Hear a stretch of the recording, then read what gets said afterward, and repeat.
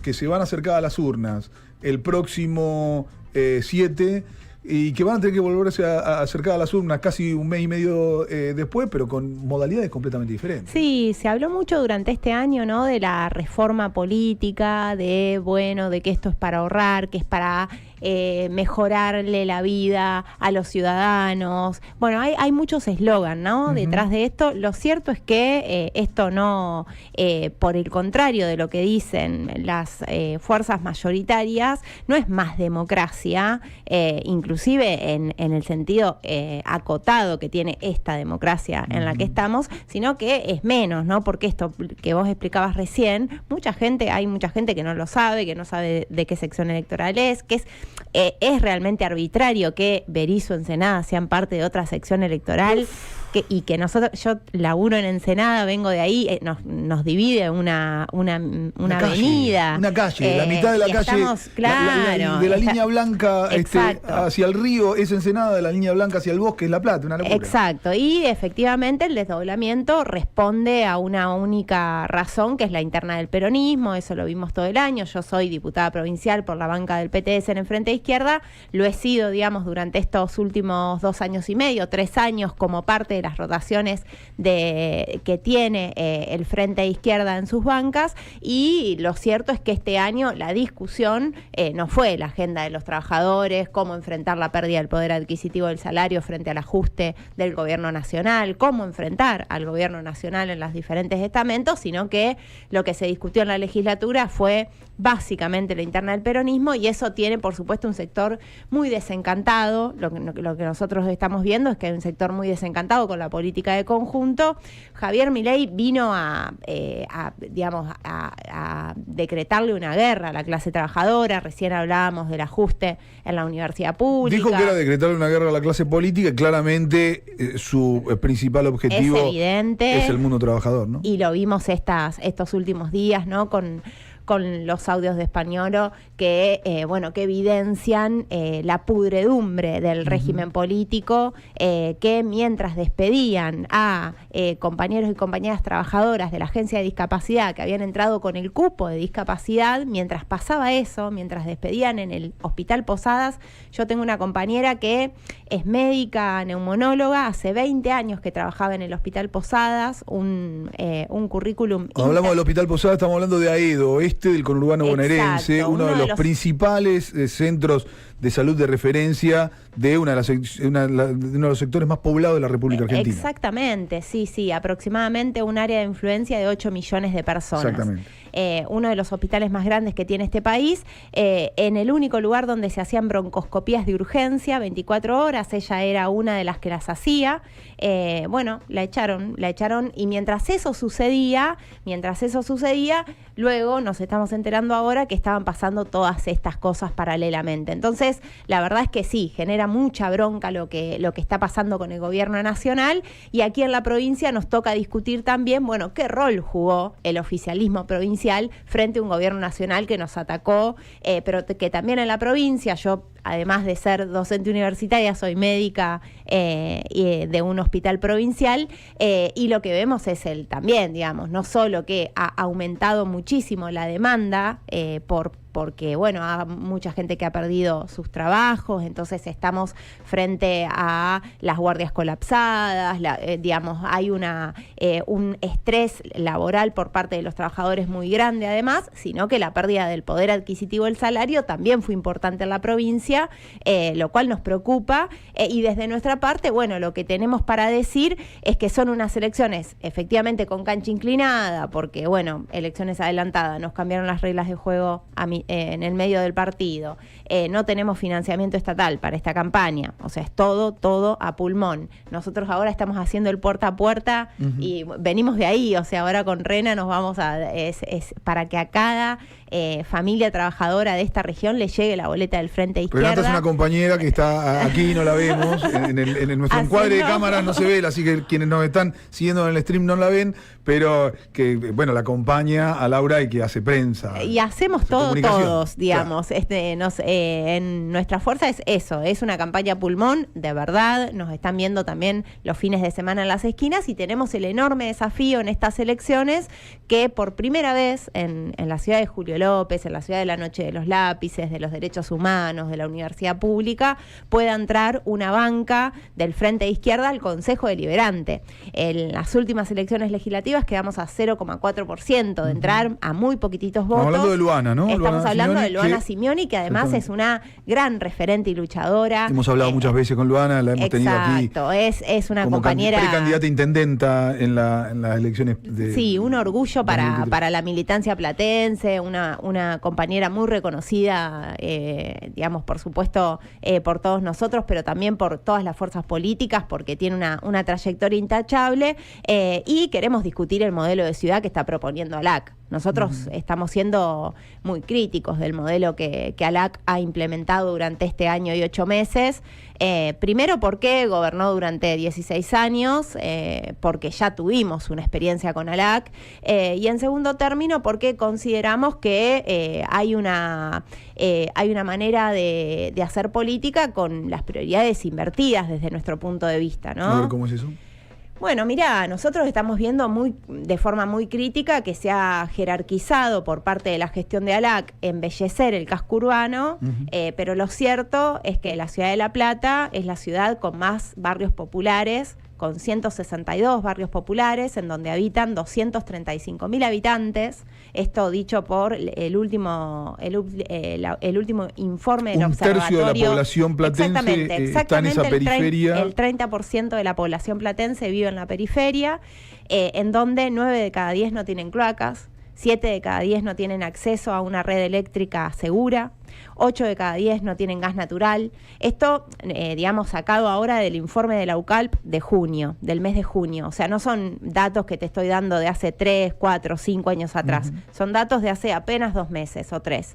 Entonces, creo que nosotros queremos hablar de esa ciudad, ¿no? De la ciudad que nos llega a fin de mes, de la ciudad que se toma el colectivo en Olmos y tarda 1 hora y media para llegar al centro de La Plata, de la ciudad que vive al lado de basurales a cielo abierto, del negocio de la basura, del negocio del transporte. Me parece que de lo que sucede con los empleados municipales, ¿no? Salarios de indigencia, la principal agencia precarizadora que tenemos en la ciudad es la propia municipalidad. Yo conversaba ayer con una trabajadora de un centro de salud. Tenemos 46 centros de salud en la ciudad de La Plata, ninguno de ellos tiene el equipo completo, están muy deteriorados, incluso algunos no tienen internet, estamos hablando de cosas muy elementales. Ni que hablar la medicación y demás, que también hay una falta muy importante, pero me contaba ella que tiene 22 años de antigüedad, es administrativa y cobra 500.000 pesos. Entonces, ¿quién puede vivir con ese salario, no? Me parece que hay que cambiar las prioridades. Salario muy por debajo, está a otro salario igual para poder llegar a una canasta, ¿no? Exacto, ella me contaba, bueno, ella trabaja de 6 a 8 horas en ese centro de salud y luego, bueno, hace diferentes cosas para poder llegar a fin de mes, que es lo que estamos viendo, ¿no? Por eso nosotros queremos introducir la discusión de la producción de trabajo genuino. Y en relación a lo que te decía recién de embellecer el casco urbano y lo que vimos con las plazas, ¿no? Nos pareció tremendo y absolutamente repudiable lo que ocurrió con los feriantes, con las familias feriantes que se ganaban el mango día a día, tanto en Plaza San Martín como en Parque Saavedra. Tuvimos hace poquito el desalojo. El gobierno municipal habla de un proceso de relocalización en lugares con si se quiere, mejores condiciones de laburo, con mejores condiciones estándar, digamos, de dignidad, lugares donde pueden acceder al baño, donde pueden... Bien, te cuento un poco. Sí, ¿Es así, no es así? Efectivamente, el gobierno habla de eso. Lo que nos dicen los feriantes es que les ofrecieron ir inicialmente a lo que es, digamos, lo que se llama la feria de 96 y 100, no me acuerdo, pero allá al fondo, digamos, del este platense. Ahí podían entrar muy poquitos, ellos son más de 1.000 familias que están comprometidas, podían apenas menos de 200 familias localizarse ahí. Ellos pedían ingresar en Meridiano Quinto, de hecho fueron a Meridiano Quinto el último fin de semana y los desalojó la policía de una manera muy violenta. Entonces ellos tienen un proyecto de localización propio, quieren una mesa de trabajo con el municipio para conversar y están pasando, yo te cuento, en este momento se está llevando adelante un feriazo en el BIM, aquí ustedes conocen bien, en la Facultad de Psicología y de Humanidades, claro, en donde las feriantes, porque son mayoría mujeres y jefas de hogar, están, bueno, dando a conocer qué es lo que hacen, vendiendo las cosas que tienen, sus artesanías, la ropa, bueno, lo que venden, porque es ganarse el mango día a día. Nos contaban muchas de ellas que si no venden, no comen, o sea, así de corta. Y a nadie le gusta vender en una plaza, cuando hace frío, cuando hace calor, cuando llueve. O sea, me parece que... No es un trabajo que se elige, es un trabajo porque uno opta frente a la necesidad imperiosa. Exactamente, y creo que lo que hay que discutir más de fondo es la producción de trabajo genuino en una capital provincial que podría proponerse esto que te estoy planteando. ¿Perdió perfil productivo La Plata? ¿Se está desatendido el perfil productivo de La Plata respecto a otros perfiles donde, si se quiere, uno podría decir, respecto a otras ciudades importantes, incluso de la provincia de Buenos Aires, se destaca, no sé, servicios? Claro, a mí me parece, mira, no sé si perdió el perfil productivo. Tenemos los 3 centros petroquímicos más importantes de la región, aquí cerquita.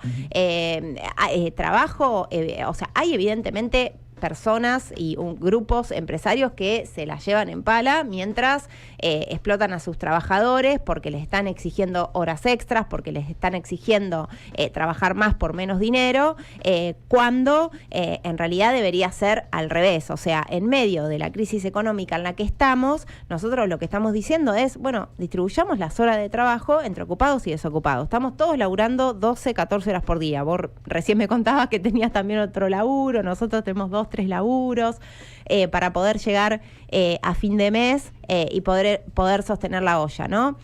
Aquí en La Plata, afectando a las principales empresas de la región, se podrían generar, distribuyendo las horas de trabajo entre ocupados y desocupados. Esto es un estudio que hicimos con nuestros compañeros sociólogos de la Facultad de Humanidades, estadistas, etcétera. Se podría distribuir las horas de trabajo, como te decía, entre ocupados y desocupados y generar más de 22.000 puestos de trabajo genuino. Por supuesto que esto es afectando la ganancia de los empresarios, ¿no? Pero lo que nosotros queremos decir es que no siempre tenemos que cargar la crisis en la espalda las y los trabajadores.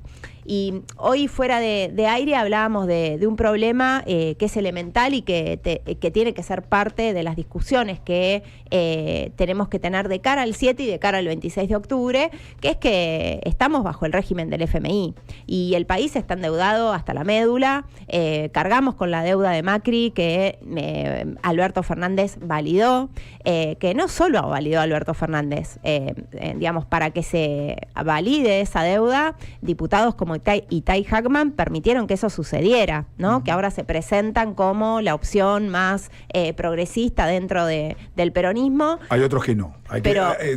Lo marcamos dentro del bloque que acompañaba dentro del oficialismo de aquel momento. Y hay otros que, claro, una ruptura muy fuerte. Exacto, ¿no? Pero Itay se abstuvo de una cosa tan elemental que habla de la soberanía de nuestro país con respecto al FMI, que sabemos lo que es, que viene a hambrear a los pueblos como los nuestros, que estamos, digamos, en muchos sentidos atrasados, dependientes de las potencias imperialistas, semicoloniales de algún modo, y que bueno, eso a nosotros nos pareció un punto de corte y creo que cuando, no sé, la rusa Bregman en el debate presidencial hablaba del FMI, le decían, bueno, ustedes los troscos siempre hablando del FMI. Hoy forma parte de cualquier conversación porque es evidente que Milei no hubiera llegado hasta acá con esta ficción del equilibrio fiscal que ahora nos enteramos que además... Entre intereses reales e intereses capitalizables que hacen pasar como capital, esto es hacer la deuda, digamos, el peso de la deuda mucho mayor a media y larga distancia. La Argentina está pagando 7 veces lo que le paga a los jubilados, lo que salía el aumento jubilado. Exactamente. Por año. Bueno, exactamente. ¿no? Y la transferencia... Es una condena que impide el desarrollo Exacto. de las generaciones presentes y futuras. Digo, esto hay que tenerlo bien en cuenta porque es tal vez el principal problema que tiene la Argentina para poder pensarse a futuro. Si no soluciona de una forma que permita la coexistencia en vida del pueblo argentino, y la verdad que lo del Fondo Monetario Internacional es exacto. Una condena absoluta. Exactamente, y eso digamos, eso pasa ahora con Milei, pero pasa también, digamos, en el 2027 nos van a hacer querer meter de vuelta el mal menor, que bueno, que hay que sacar a Milei. Lo que hay que sacar es al Fondo Monetario Internacional. Y efectivamente hay que sacarlo en las calles, hay que sacarlo con la movilización y la organización popular. Nuestro país, déjame decirte, y nuestra ciudad en particular, tiene una gran tradición de lucha, y nosotros tenemos que recuperar eso. Por eso tenemos que recuperar la herramienta de lucha de las y los trabajadores, que son los sindicatos, que estuvieron borrados este año y 8 meses de gobierno de Javier Milei y permitieron la CGT, digamos, fue correa de transmisión de las políticas de ajuste del gobierno de Javier Milei, y en muchos otros casos los sindicatos, bueno, se alinearon, en el caso de la provincia de Buenos Aires, al gobernador diciendo, bueno, hay que entender al gobernador porque la coparticipación, porque esto, porque aquello, pero bueno, los laburantes no nos entienden, no nos perdonan, no nos dejan de, digamos, no podemos dejar de pagar el alquiler, no podemos dejar de pagar los impuestos, y sin embargo nuestro salario se deteriora y se deteriora. Es decir, el ajuste siempre lo terminamos pagando los trabajadores, y creo que en estas elecciones legislativas, porque lo que hay que decir también es que son elecciones legislativas, las bancas del Frente de Izquierda, en los consejos deliberantes, en las legislaturas provinciales, en este caso la legislatura de la provincia de Buenos Aires, no es lo mismo que estén o que no estén, porque somos, y hay garantía de eso, nuestros 14 años del Frente de Izquierda dan cuenta de eso, somos garantía de que no nos vendemos, de que estamos siempre del mismo lado, de que acompañamos cada lucha del pueblo laburante, de que nuestras dietas están al servicio de las luchas, de los fondos de lucha que se lleven adelante, y que son puestos de lucha. Nosotros ahí no solo vamos a denunciar lo que pasa ahí adentro, sino que tomamos las bancas para fortalecer las luchas que hay afuera, en la calle.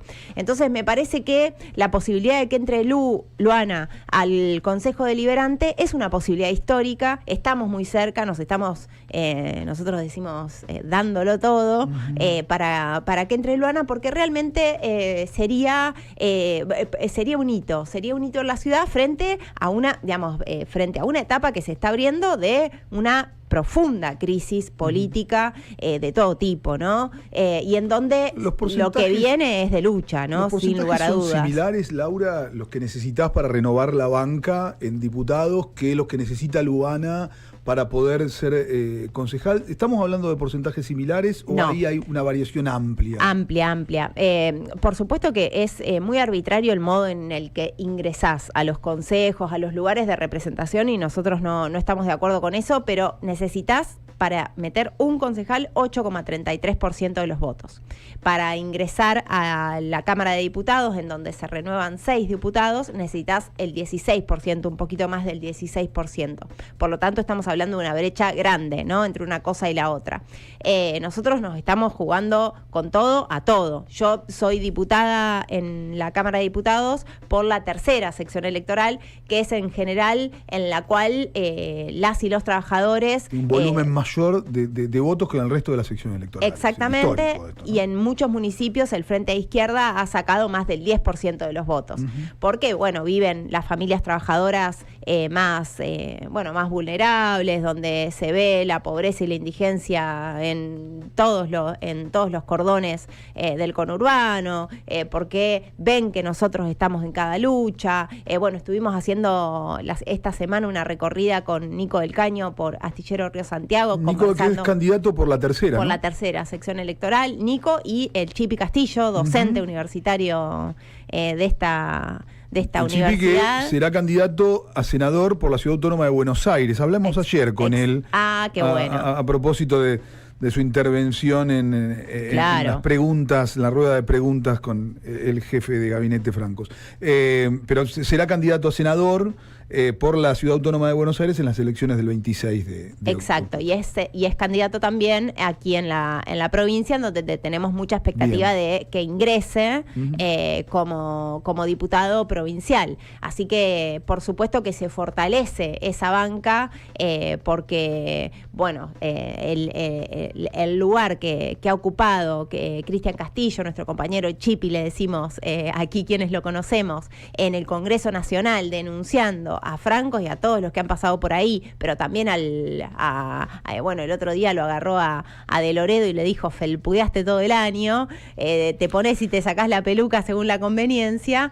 Creo que es un perfil no solo que fortalece, sino que esto, ¿no?, representa lo que pensamos mucho de los laburantes, que es que necesitamos una fuerza independiente de la clase trabajadora. Y eso es un poco lo que estamos discutiendo, ¿no? Que el peronismo, decepcionó, que el gobierno de Alberto Fernández decepcionó, que venimos de la decepción de lo que fue el gobierno también de Macri, y que las y los trabajadores en este país, que tenemos, como te decía, una enorme tradición de lucha, tenemos que empezar a pensar una herramienta política que nos represente y nos defienda.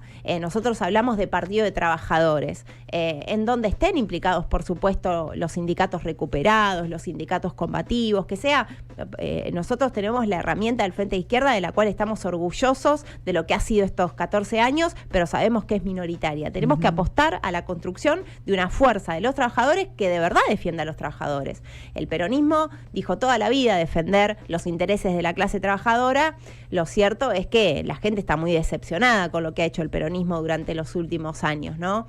Y creo que es momento de patear, si hay algo que hizo Milei fue patear el tablero. Bueno, nosotros eso tenemos que pensarlo en el sentido inverso, ¿no? ¿Por qué el tablero se patea por derecha? Es un poco más larga la pregunta, pero cuando yo recojo esa descripción puntual que recién hacías, es un momento de crisis, es un momento de fuerte desvinculación en la credibilidad de la política como herramienta, por lo menos de la política formal, ¿no?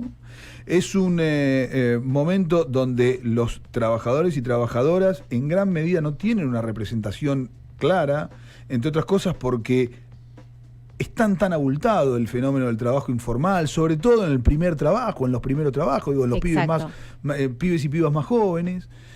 Y sin embargo, ahí ha habido un vuelco hacia la derecha, si se quiere, hacia las expresiones más atomizadas, más individualistas, más ombliguistas, que en otras épocas solía representar con fidelidad a la izquierda. ¿Qué ha pasado? ¿Por qué estamos ante ese fenómeno? ¿Por qué aparece a nivel global una derecha que habla de un mundo que no existe, describe un mundo que no existe, describe un mundo gobernado por una izquierda internacionalista que no existe, que no es tal? Mirá, yo creo que sí, es re complejo y re interesante este debate, y hemos estudiado mucho durante este tiempo qué es lo que está sucediendo tanto a nivel nacional como internacional con el crecimiento de las derechas y estos fenómenos que nosotros le decimos aberrantes, ¿no? El surgimiento de figuras como Javier Milei. Me parece que tiene que ver con la decepción que han sentido enormes sectores de la población con los diferentes partidos del régimen, ¿no? Primero, como te decía, con Macri, después Alberto Fernández, que llegó con la promesa de llenar la heladera y de que volvíamos mejores mujeres, dijo en su y bueno, y después devino en todo lo que devino, ¿no? Pero llegó con la promesa del asado, de que volvía el asado, y terminamos no solo más pobres, sino tremendamente en condiciones mucho más precarias de los que había iniciado ese gobierno. En medio de todo eso sucede la pandemia, en medio de todo eso hay un fenómeno internacional efectivamente del crecimiento de nuevas derechas, derechas que lo estamos viendo, digamos, Bolsonaro es un ejemplo, pero también Meloni, en Europa hay muchos ejemplos de estos, Vox en España, etcétera. Radicalización de la presidencia estadounidense. Bueno, por supuesto, pero también me parece que surgen de manera asimétrica, hay que decirlo, pero que sí surgen fenómenos por izquierda que hacía mucho no veíamos. Nosotros estamos estudiando con mucho detenimiento el fenómeno internacional que hay de repudio al genocidio en Palestina, porque desde lo que fue el movimiento por el fin de la guerra de Vietnam, no veíamos semejante fenómeno, ¿no? Aquí en Argentina hay un blindaje mediático tremendo por el lobby sionista que existe, pero a nivel internacional lo que estamos viendo es que hay movilizaciones de cientos de miles de personas, incluso en Israel, en Tel Aviv, existen movilizaciones en donde le dicen a Netanyahu, basta de genocidio. Y lo que estamos viendo, quienes se animen a ver estos videos, que son muy crueles y que la verdad cuesta verlos, pero hay que verlos porque estamos viendo un genocidio transmitido por televisión. Y nosotros, quienes habitamos este país, sabemos perfectamente lo que es un genocidio. Y muchos de nosotros hemos ido, por ejemplo, a presenciar lo que fueron los juicios de lesa humanidad. Bueno, si tuviéramos uno de esos videos en donde se ve a los soldados israelitas golpeando a niños y mujeres, hubiéramos resuelto mucho más rápido y hubiéramos condenado mucho más rápido a los genocidas que hoy deberían estar presos y todavía esperan su condena. Es insoportable, ¿no? El silencio frente a la prueba flagrante. Exactamente. Y entonces pero me parece que cada vez más Netanyahu se está quedando solo. Me parece que el gobierno de Trump tiene una enorme crisis. Bueno, esto da para discutir, pero tiene una enorme interna hacia adentro, no solo la que tuvo con Elon Musk, sino además con la propia, digamos, en lugares en donde había ganado con bastante diferencia, ahora empiezan a decir que la política hacia los migrantes no la apoyan, que la política lo que está sucediendo con los migrantes en Estados Unidos es tremendo, son campos de concentración a donde los llevan, ¿no? Entonces me parece que todo eso está generando una resistencia por abajo. En lugares y acá en Estados Argentina Unidos también, donde los migrantes son importantísimos. Y acá en Argentina también no lo muestran y ahí tiene una enorme responsabilidad las dirigencias sindicales.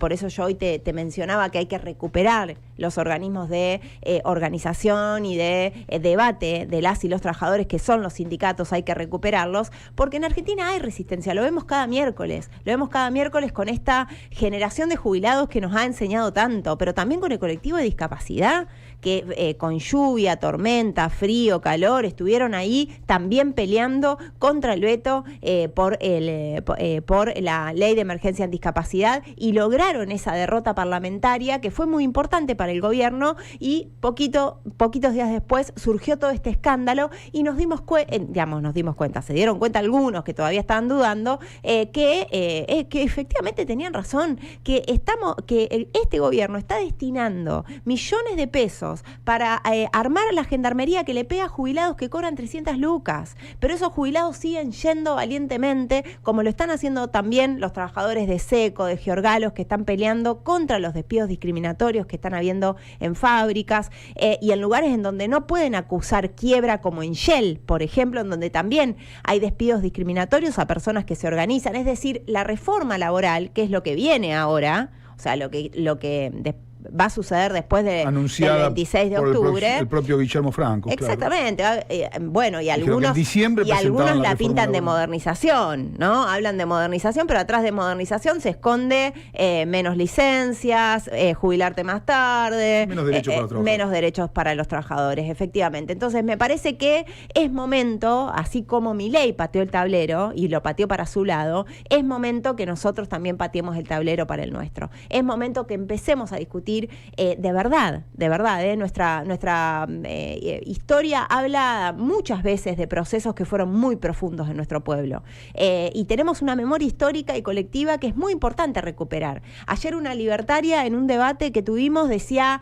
hay que empezar de cero todo de cero, hay que arrancar el árbol, las raíces y hacer este país de vuelta. Y yo, viste, no, me contenía para responder, pero lo que hay que hacer es recuperar las mejores experiencias que tiene la clase trabajadora en nuestro país, que tiene la docencia en nuestro país, la carpa blanca, lo que nosotros hemos hecho, bueno, la lucha contra la ley de educación superior en este mismo edificio.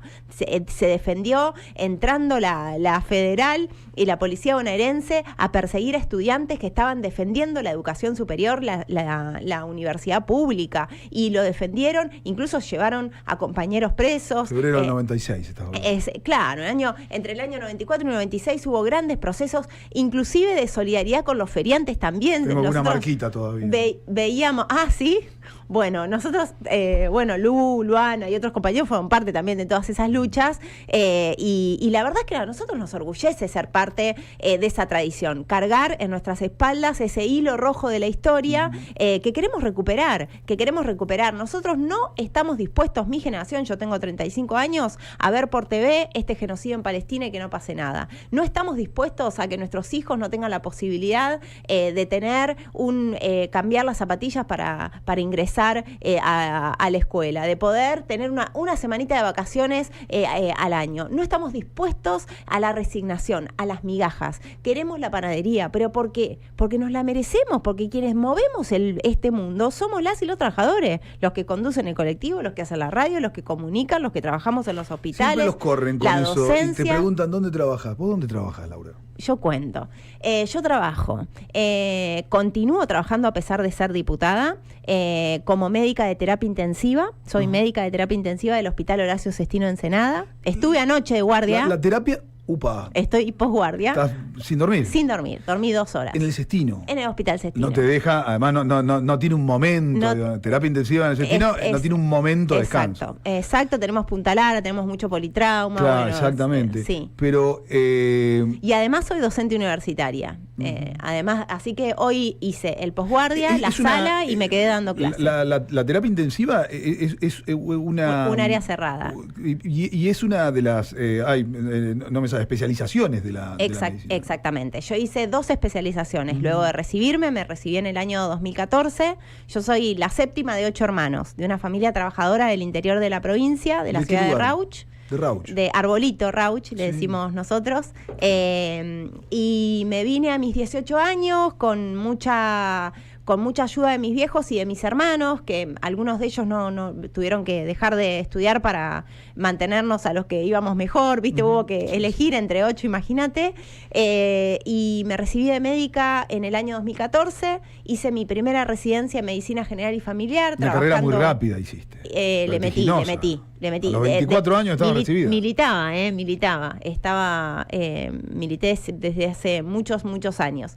Pero bueno, me gusta mucho la medicina. Soy medio ñoña, me dicen. Me recibí a los 24 años, hice mi primera residencia en medicina general y familiar en el Hospital José Ingenieros, que queda en la localidad de Romero, en el barrio de Romero, en un barrio muy precario. Estuve trabajando durante 4 años ahí y luego, durante la pandemia, me especialicé. Hice un posgrado en terapia intensiva. En ese momento trabajaba además en un hospital nacional, en el Hospital Cuenca Alta de Cañuelas, además de en el Hospital Sestino. Se necesitaba, capacitar rápidamente a profesionales de la salud en medio de la pandemia. Yo fui una de esas profesionales que se animó a capacitarse y, bueno, durante todo ese año y medio de pandemia no dejé de trabajar un solo día. Fue una cosa tremenda que al día de hoy... Yo el otro día fui a un congreso de terapia y le decía a una colega que no puedo hablar todavía mucho de la pandemia porque nos quedamos medio con un estrés postraumático muy difícil y nadie le pregunta a los trabajadores de la salud cómo quedaron después de aquel momento. Es como que estamos evadiendo todo el tiempo preguntarnos qué nos pasó ahí, ¿no? Exacto, sí, nos pasaron muchas cosas. Y yo comparto, anoche compartí la guardia con 2, nos tocó hacer ingresos a la noche, con mis compañeros enfermeros que están becados desde la pandemia. ¿Qué significa? Tienen contratos que no están en planta permanente, ingresaron durante la pandemia con becas de contingencia o de capacitación. Algunas cobran 800.000 pesos, las de capacitación cobran 550.000 pesos.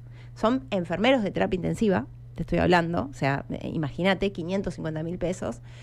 tienen renovaciones semestrales o anuales según el caso y no cobran ni aguinaldo ni tienen aportes jubilatorios. En esa situación hay más de 20.000 trabajadores en el Ministerio de Salud de la provincia de Buenos Aires. 20.000 trabajadores. Entonces después nos hablan del derecho a futuro, de que son el escudo frente al gobierno nacional. Y yo estoy en la Cámara de Diputados y yo sé a quién benefician y a quién no. Yo sé qué leyes se aprueban y qué no.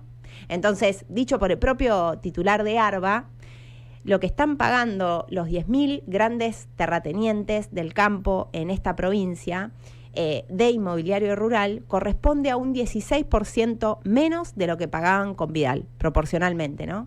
Es decir, los grandes propietarios del campo están pagando menos de inmobiliario rural de lo que pagaban con Vidal. Todo bien, ¿no? Con el discurso, con el derecho a futuro, pero hablemos de cosas concretas. Frente a un gobierno nacional que sacudió como sacudió, las decisiones del gobernador Kicillof fue aprobar el RIGI provincial, intentar que salgan las APEM, que no salieron, pero intentó por todas las vías que salgan las sociedades anónimas con participación estatal mayoritaria, pero sociedades anónimas en salud, particularmente para la producción pública de medicamentos y para el SAME, es decir, meter al privado en el sector público. Y lo vimos ahora más que nunca, lo que significa el ingreso del sector privado en la salud y los negocios que hacen con la salud. La Suiza Argentina no tiene ningún interés que los trabajadores y trabajadoras tengamos mejor salud.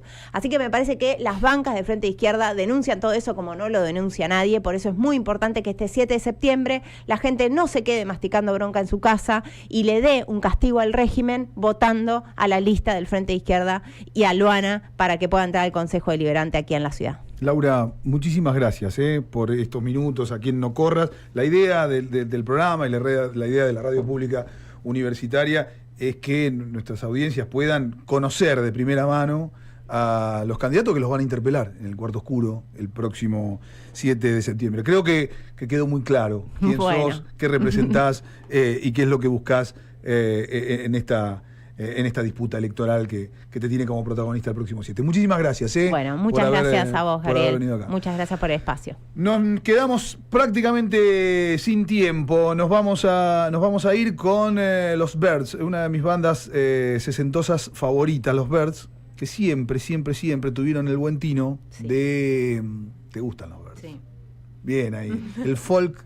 La izquierda y el folk se llevan bien. Sí. Pero la izquierda, el folk y Bob Dylan se llevan perfecto.